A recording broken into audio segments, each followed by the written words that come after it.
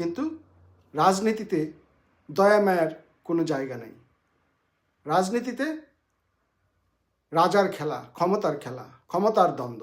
এখানে কাউকে এক বিন্দু ছাড় দিয়ে রাজনীতির মাঠে সফল হতে পারবেন না।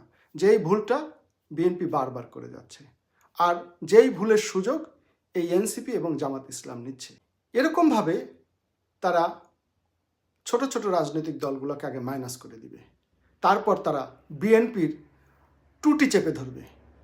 বিএনপির টুটি চেপে ধরবে কারণ তাদের তখন একমাত্র প্রতিদ্বন্দ্বী থাকবে বিএনপি। আর বিএনপিকে যদি তারা মাইনাস করতে পারে তাহলেই তাদের নির্বাচনে পোয়া বারো। এখন সেটা ফেব্রুয়ারি হোক, সেটা ডিসেম্বর হোক, সেটা 26 সাল হোক, সেটা 27 সাল হোক, কখন হবে গড নোজ, কেউ জানে না। শুধু জানে জামাত আর এনসিপি। তারা যেদিন বলবে নির্বাচন দাও, সেদিন নির্বাচন হবে। আর সেদিনই তারা এই কথাটা বলবে যেদিন তারা বুঝতে পারবে যে আমরা নির্বাচনের মাধ্যমে, একটা যেন তেন নির্বাচনের মাধ্যমে ক্ষমতায় যেতে পারবো। সেই পরিবেশ যেদিন সৃষ্টি করতে পারবে সেদিনই শুধুমাত্র নির্বাচন হবে।